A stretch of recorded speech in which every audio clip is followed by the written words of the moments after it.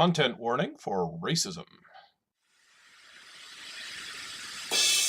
Action, excitement, horror, romance, thrills and chills, swords and sorcery, rockets and ray guns, a dizzying panoply of the strange and impossible from the darkest depths of the human imagination. What mad universe encompasses such tales as these?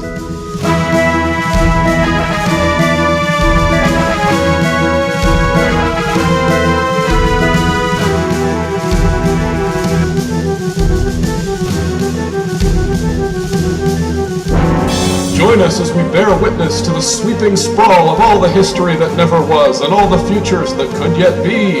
It's adventure as you like it on What Mad Universe?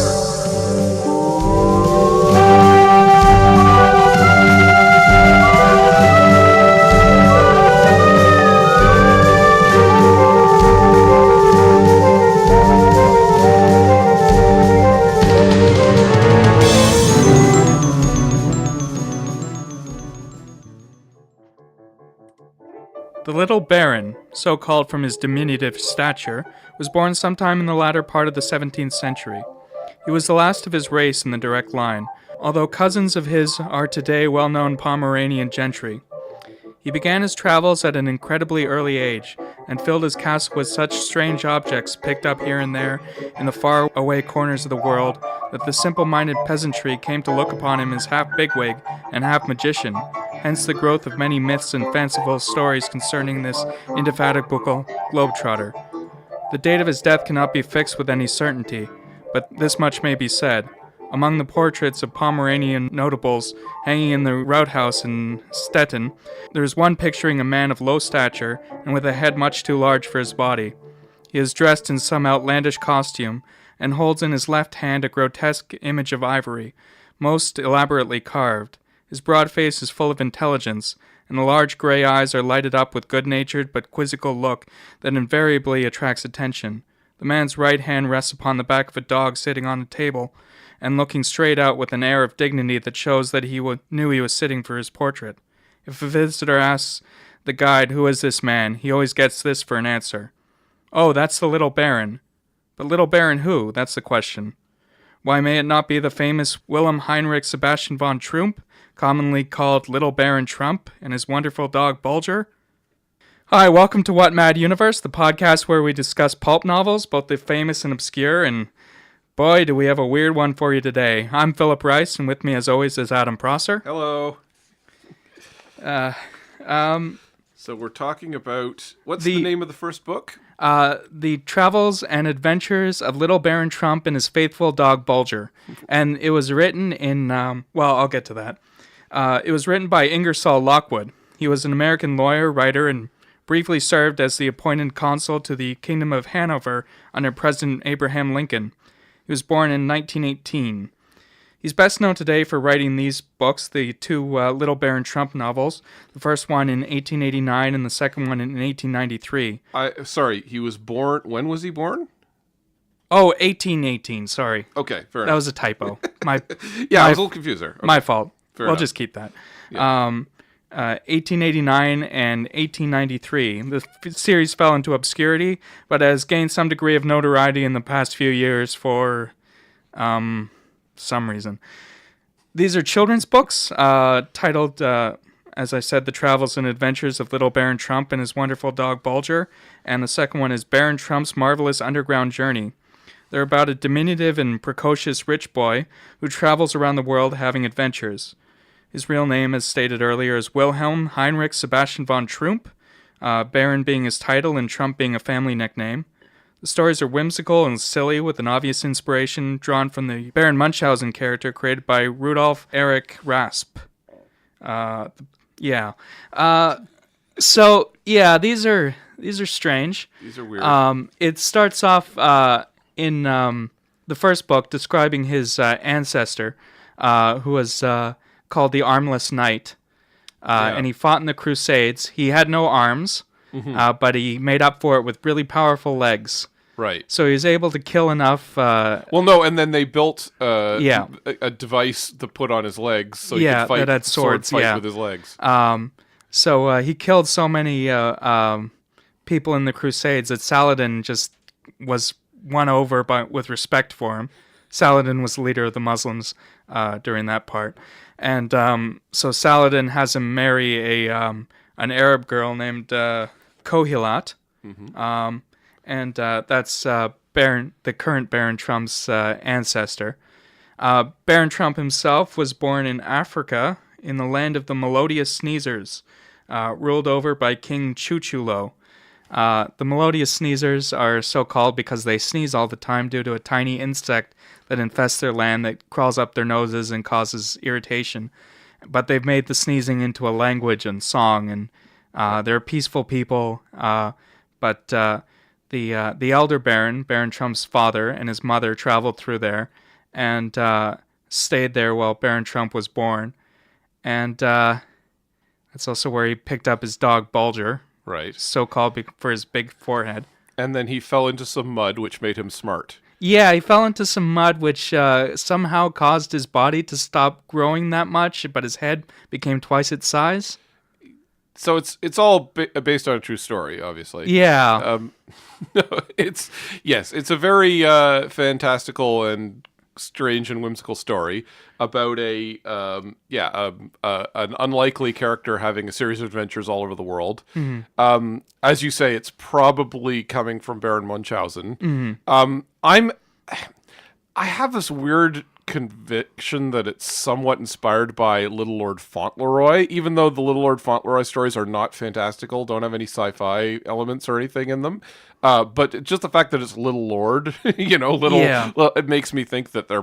And that was around the same time. Like, that was just a few years earlier from the Little Baron Trump novels. Yeah, it's often described as being inspired by Alice in Wonderland, which I don't see at all, but... Yeah, that was the link they made, but I guess the argument is just that Alice in Wonderland got kids into, goofy fantasies. I mean, the obvious inspiration to me, if you go back a bit, is Gulliver's Travels. Yeah, though it doesn't have the same satirical edge. No, these people he visits aren't usually supposed to represent any aspects of humanity. They're just sort of weirdness that he encounters. Right. It's not. When people read, Gulliver's Travels, they probably didn't always, you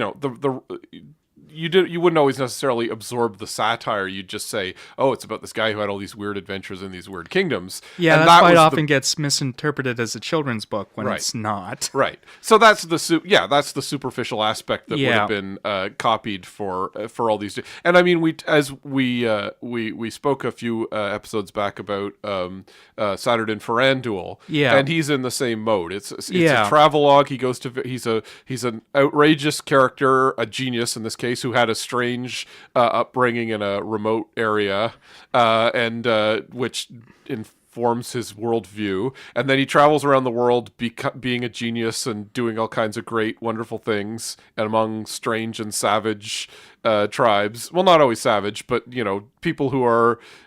Who can be portrayed differently, essentially. Yeah. But I mean, really weird in some cases. The first country he goes to is the land of the first country the little Baron travels to is the land of the Wind Eaters, which you said was missing from your volume. Yeah, my version is a very slapdash, sort of cheaply published version. But yeah, go on. What happens? Yeah, they're he first encounters them and is afraid because they look like bones with skin on top. They're very skinny. And they have no teeth, and it seems that their island ran out of food, so they started eating wind instead. So when they eat, they blow up like balloons. Right. And they fear pointy things because they can pop. Naturally. And Baron Trump ends up accidentally killing some of them. Okay. By popping them like children. Oh. Ends up killing some children and angering them, so that happens. It's a weird book. It's very weird, but I mean, as you say, it's in the vein of just silly. Yeah, it's absurdist. Absurdism. I know. Do you know anything about Dr. Dolittle? Do you know when he was written? That was a bit later. A bit, yeah, but not. But it's in the same vein. Yeah. It's that same sort similar to Dr. Dolittle, I'd say. And it is interesting that you've always got the character who's kind of a genius. Yeah. I mean, both Saturday and Ferrandul, he's not he's not explicit. Like, there's no specific reason that he's a genius, but he just is. Yeah. He was raised he's by the main monkeys. character. Because he's the main character, yeah. And I mean, as always, when you see these characters, they're kind of a metaphor for imperialism, basically. It's about, well, if a European went to these countries, they'd have... But in this case, they've made it ludicrous and silly, and it's kind of mocking, because there were probably more serious versions of that as well, like Tarzan being the even though that came later. He's kind of the go-to in that regard. But you've got so he goes to the land of the Wind Eaters and accidentally pops them. Then he goes to the land of it's the Sculptor's Isle. The Sculptor's Isle, yes. Yeah, that was a society formed by ancient Roman sculptors who were exiled for poisoning a woman. Right. And she was so beautiful they didn't want anyone to sculpt her again, so they poisoned her, basically. Yeah. But everybody on the island has slowed down to the point where they're basically statues that move imperceptibly. Yeah, which is weird. I don't remember if they ever explained why that Not happened. Really. They just, it seemed to be melancholy, sort of just, sadness about what they've done and that sort of thing, regret. That happens in a couple of the stories where it's just they devolve, the people of this faraway country devolve in some way. Yeah, well, same with the Wind Eaters. They didn't have... Oh, yeah, something I forgot to mention about the Wind Eaters. They get drunk off of certain types of wind. So, like, I believe it was the North Wind was for reprobates to... the North Wind got you drunk. Yeah, something like that, yeah. So, only reprobates did it. Yeah. Went to that side of the island and ate the wind. Fair enough. But yeah, so I mean there is amusing stuff in here. It's and then it's not good.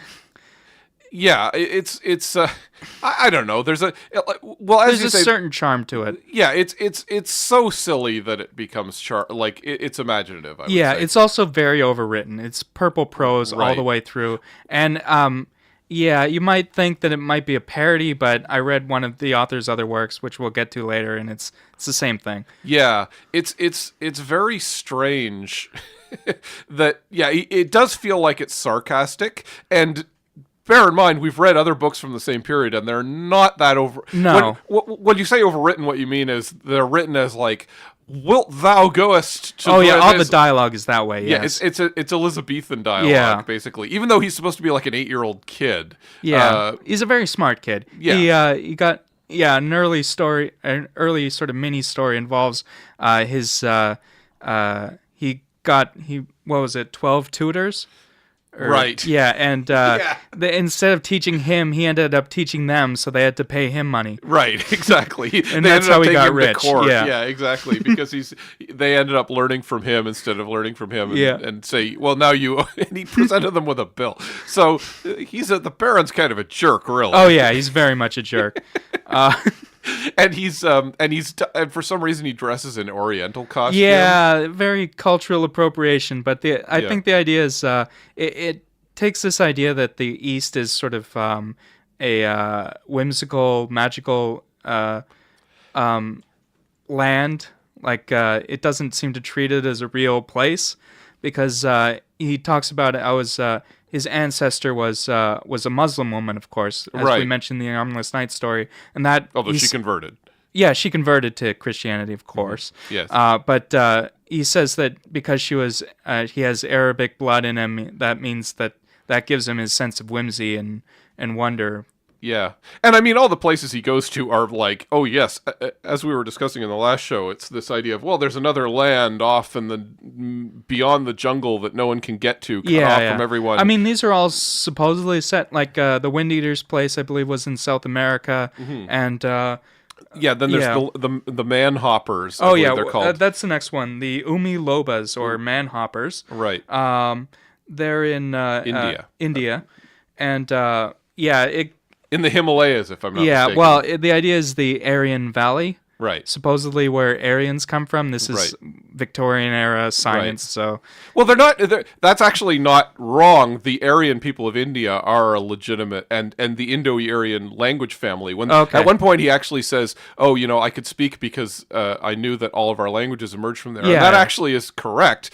We know that there are common ancestors between the European and the Indo languages, and it's that's what led the goofy pseudoscience part is when they came up with the idea that okay, there must have been some one super powerful race that spanned the continent at one point, and that was their language, their root language that we're all descended from, and they were white, and that was the quote Aryans. But a Vedic Aryan is a legitimate ethno-national description for people from India. The people who like the original inhabitants of Indians are basically the Sri Lankans. They got driven south, and the Aryans are the northern Indian people, basically. Don't say we didn't teach you stuff. Yeah, there you go.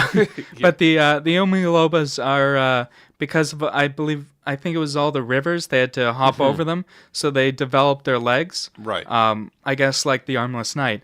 And their arms shrunk and became pretty much useless. Right. And their head shrunk as well for some reason. They got little doll heads. Everything happens for no reason in this book. But they have really long legs and they can't bend them, so they just hop everywhere. Yeah. Or they can't bend them separately, so they don't walk. Yeah. His original description makes them sound like kangaroos to me, basically. The drawings sort of look like that. They like look little like T-Rex arms. He says they're like rabbits if rabbits went on their two legs. I was like, okay, kangaroos then, basically.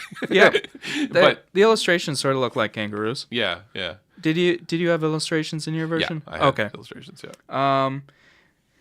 So there is a bit in that section where he comes across a unwise old master. Right. And it's a bit stereotypical, but at the same time, this is the only time he sort of defers to somebody. Right. And because usually he's the smartest guy in the room, but this time he learns wisdom from somebody. And even the illustration of that guy is more serious and not cartoony. Yeah. He's portrayed as sort of this, he's a real fount of knowledge and wisdom. Yeah, he's blind. And, well, I guess that's its own trope, but he is able to guide him through the forest because, the dark forest because he's blind and all that. You know what that whole sequence reminded me of, where he helps Baron von Trump go through the dark forest with the river of drowsiness, I believe it's called, the river of slumber. That really made me think of the Mirkwood passage in The Hobbit.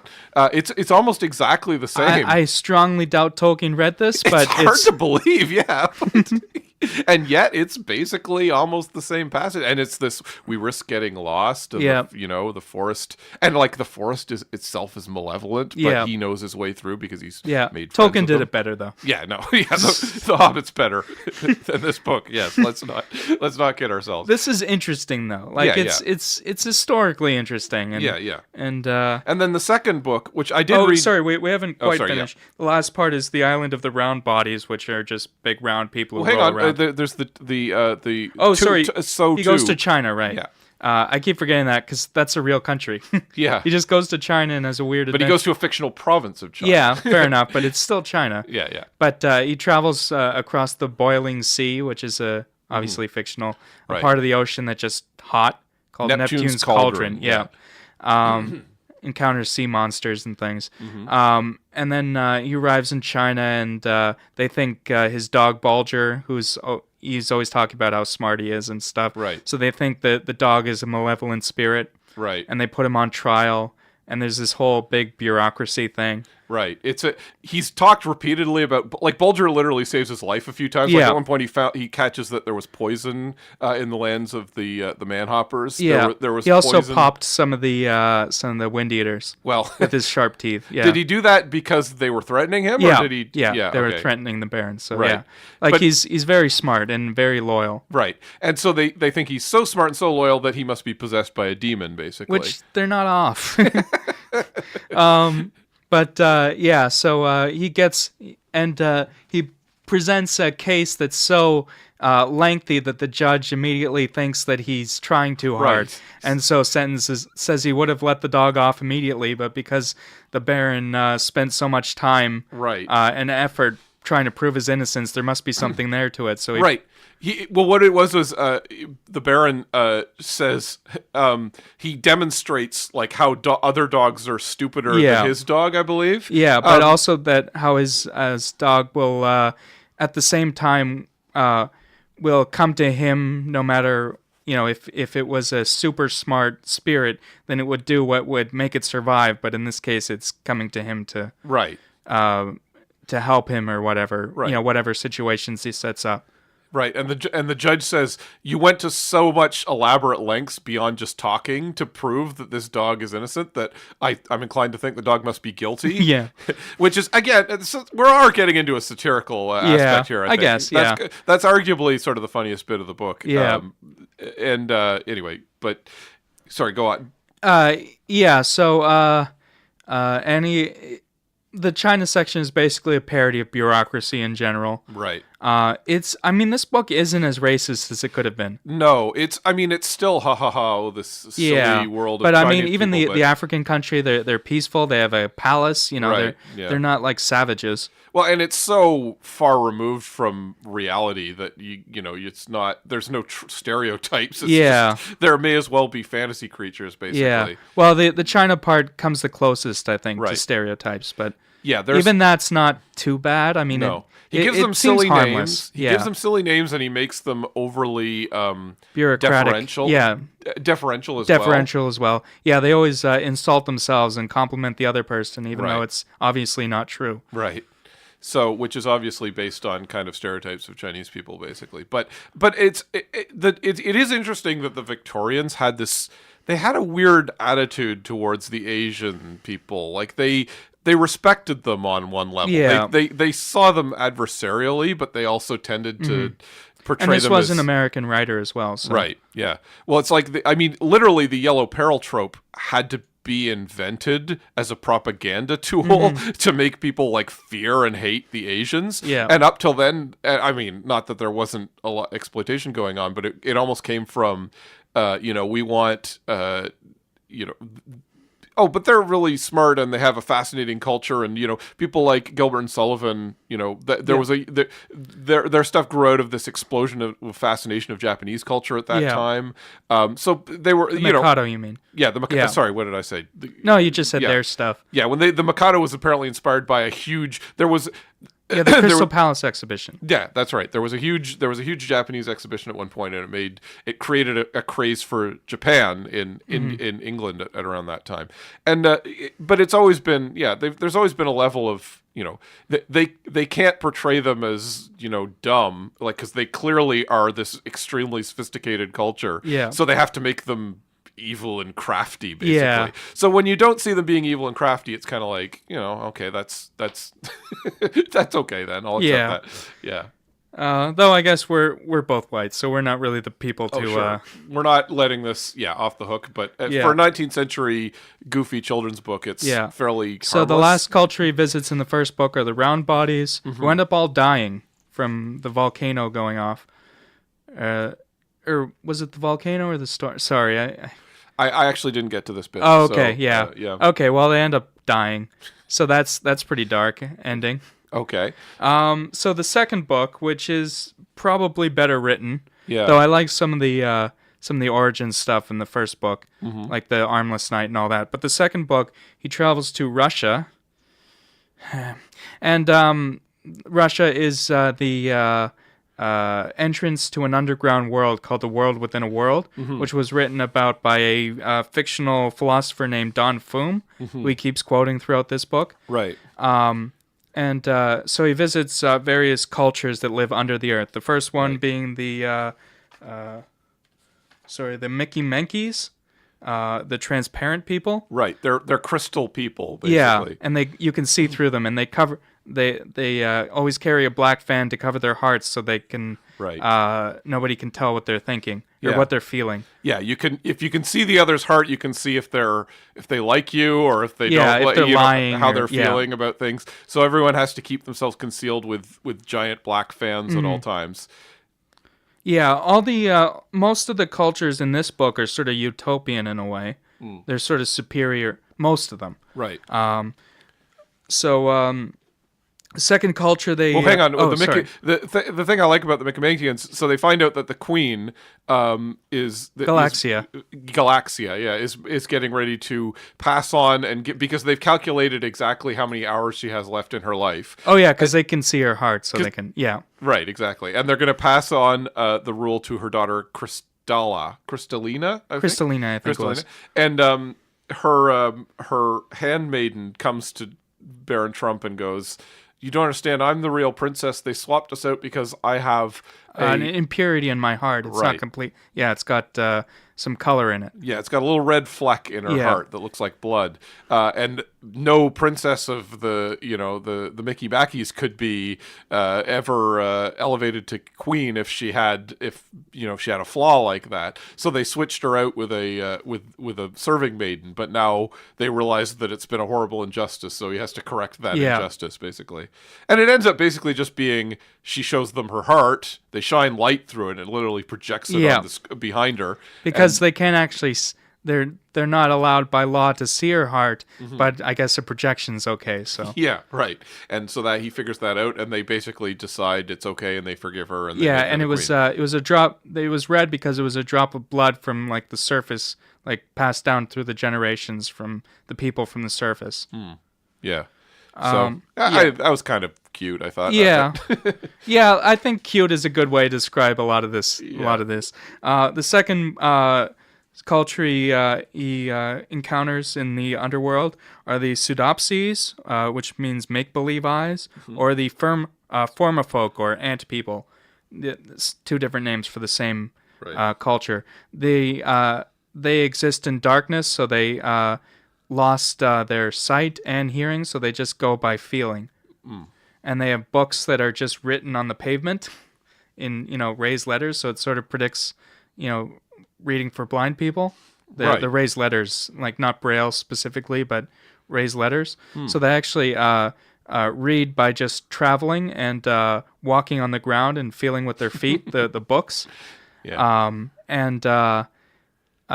You can tell which books and poems the people like best because they're polished, but the other, yeah. Yeah. So you can tell which ones are well trodden and which ones aren't. So that's kind of clever. Little world building there. Most of the world building doesn't really, he sort of learns languages really quickly. I guess he's a genius. And, Always very convenient, yeah. and the second book, like, they dispense with the language thing altogether. He just, Yeah, they all just speak English for some reason. or possibly they're speaking Russian because he also speaks Russian. I guess. I don't know. He doesn't even bother to tell us why they're comprehensible, basically. No, Yeah. the third race he encounters are the this is a hard Colty Quirps. who are really cold and they live in a palace of ice and they're terrified because he's warm and that if he gets a fever or something he'll melt their entire palace. And there's a bit about a frozen monkey from the surface world, like a primordial man, basically. And he tries to free him, but he ends up dying, and it's sad. Oh. It's kind of dark for this kind of thing, but I guess this particular series gets pretty dark at times for a children's series. And the last race he encounters in the underworld are the rattlebrains or happy forgetters who believe that the less you know, the better. So they say every day, today I've forgotten something, and that's good. And they think of learning as evil. So they give him the bum's rush, basically. Yeah, He's I only guess. allowed to stay one day because they're afraid that it'll infect them with knowledge. And their brains actually literally rattle in their heads because they've shrunk. Right. That, again, sounds like they're getting satirical on Yeah. that one, for sure. Yeah. So, And then how does it end, the second book? he gets out of the underworld and goes back to... Yeah, it just goes Yeah, back. Yeah, okay. he rides on a ice sheet and basically just falls through a thing and ends up in the water above. So yeah, it's So Baron Trump leaves Russia and goes back home. yeah. Okay. So this we should mention. Usually we talk about films or something that obviously there's been no film of this, but there was in 2017, a filmmaker named Leah Scott, I'm not sure, was reported to plan a crowdsourcing campaign to get a movie made of the Baron Trump stories. She's a Republican. Not sure why I felt the need to say that.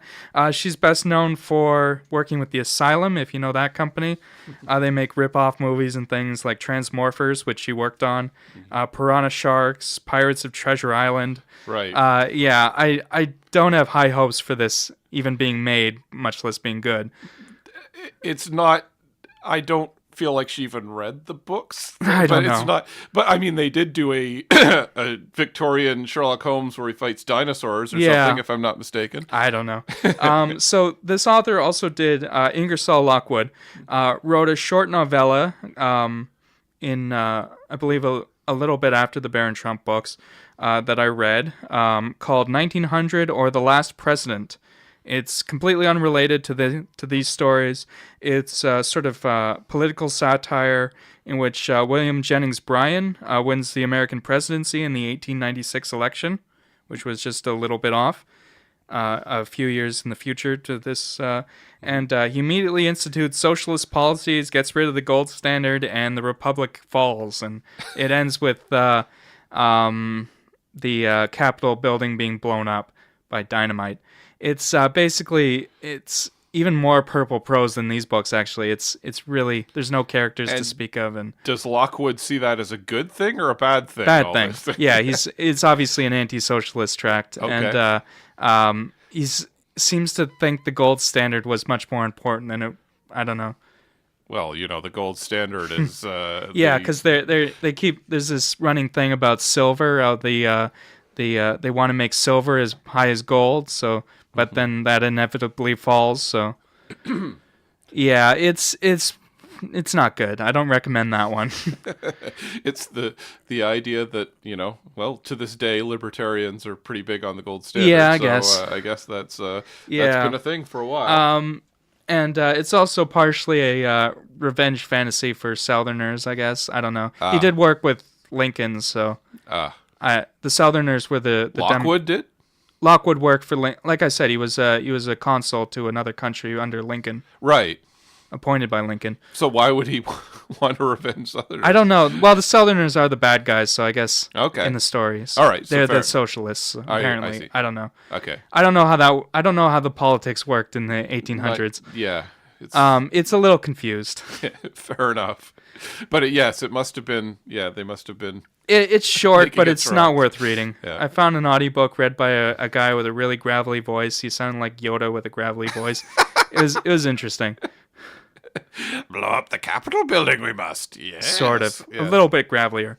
I wasn't sure if he was putting on a voice or if that was just the way he talked, but yeah. Trying to sound like Lincoln? I don't know. No. God. I would like to mention, by the way, that I have a comic book, Strange Romance, a special edition of Strange Romance, which is the anthology comic that I edit, should be available as you listen to this on Comixology.